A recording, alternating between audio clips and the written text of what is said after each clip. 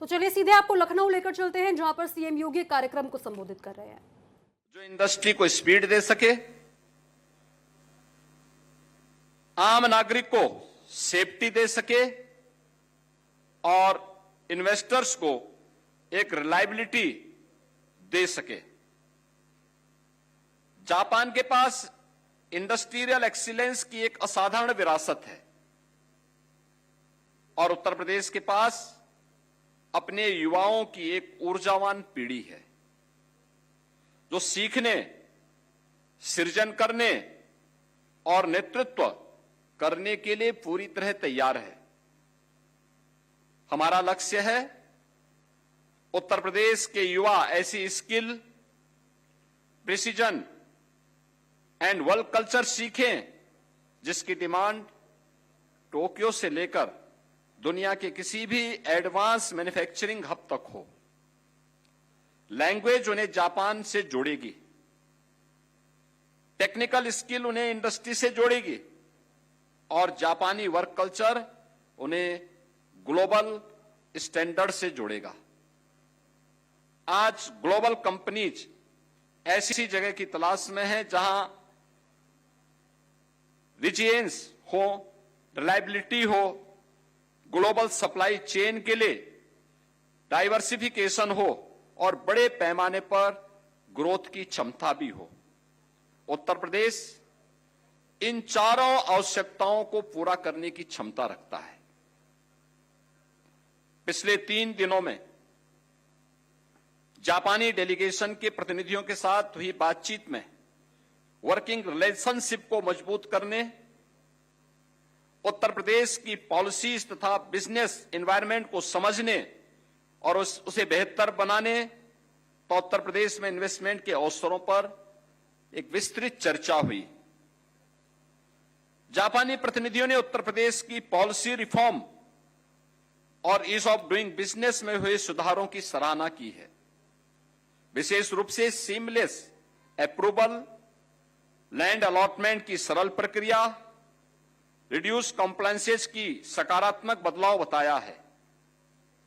Multi modal logistic hub, integrated manufacturing and logistic clusters, industrial parks और बेहतर connectivity को भी उत्तर प्रदेश में निवेश के लिए महत्वपूर्ण सकारात्मक पहलू माना है। प्रदेश में निर्मित उत्पादों की देश के अलग अलग हिस्सों में सीमलेस मूवमेंट संभव हो रही है। यामानासी के साथ हमारे सहयोग अब मजबूत और संस्थागत व्यवस्था में हमें इसे बदलना है। इन्वेस्ट यूपी में एक डेडिकेटेड यामानासी डेस्क स्थापित किया जाएगा जो यामानासी सरकार वहां के उद्योगों और निवेशकों के लिए एक निरंतर समन्वय करेगा। दोनों पक्ष इन्वेस्टमेंट, प्रोजेक्ट्स, इंडस्ट्री की आवश्यकता, अप्रूवल्स और सामने आ रही चैलेंजेस से जुड़ी हर जानकारी को हर 90 दिन में कोऑर्डिनेशन और रिव्यू करेंगे ताकि किसी भी स्तर पर कोई गैप न रहे। इससे एमओयू के क्रियान्वयन से लेकर के इन्वेस्टमेंट तक की पूरी प्रक्रिया को एक नई गति मिलेगी। मैं यामानासी के ऑनरेबल गवर्नर को विशेष रूप से धन्यवाद करता हूं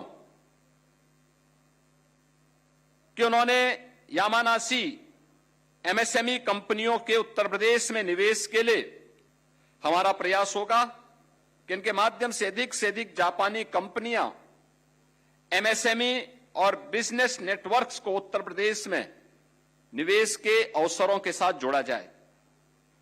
हमारा उद्देश्य स्पष्ट है, जापानी कंपनियों के लिए उत्तर प्रदेश में निवेश को आसान, तेज और सुविधाजनक बनाना। फरवरी 2026 की जापान यात्रा के दौरान जापानी सेक्सोज, business associations and industries delegations के साथ हमने व्यापक चर्चा की थी।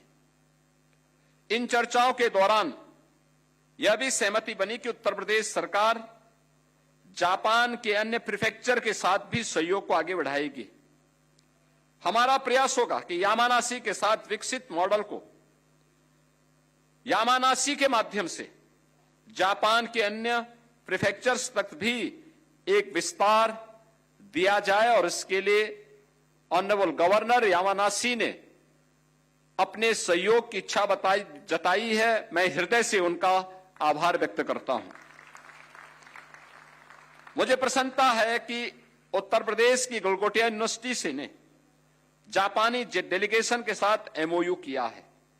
हम चाहते हैं कि इस प्रकार की साझेदारी उत्तर प्रदेश के और विश्वविद्यालयों तथा जापान के विश्वविद्यालयों और संस्थानों के बीच भी विकसित हो। हेल्थ केयर और मैन्युफैक्चरिंग प्रोफेशनल्स के साथ पॉलिटेक्निक, नर्सिंग ग्रेजुएट्स, अन्य टेक्निकल कोर्सेज के छात्रों को जापानी लैंग्वेज में ट्रेन करने, उनके लिए एम्प्लॉयमेंट और ट्रेनिंग के अवसरों का विस्तार करने का कार्य भी हम इसके साथ करेंगे। हम जापानी कंपनियों के साथ मिलकर उनके सेक्टर स्पेसिफिक मैन पावर जरूरतों को समझना चाहेंगे, ताकि इन्हीं आवश्यकताओं के आधार पर उत्तर प्रदेश में हम विशेष ट्रेनिंग प्रोग्राम तैयार कर सकें और जापानी लैंग्वेज की तैयारी भी कराई जा सके। हमारा लक्ष्य है कि इंडस्ट्री की जरूरत के अनुसार स्किल के अनुसार एम्प्लॉयमेंट का एक मजबूत इकोसिस्टम तैयार हो। इससे जापानी कंपनियों को प्रशिक्षित वर्कफोर्स और उत्तर प्रदेश के युवाओं को ग्लोबल इंडस्ट्री स्टैंडर्ड के अनुरूप अवसर मिलेंगे। मित्रों, टूरिज्म के क्षेत्र में जो असीम संभावनाएं हैं, जापानी टूरिस्ट की भारत में पहले से ही एक स्ट्रांग प्रेजेंस है।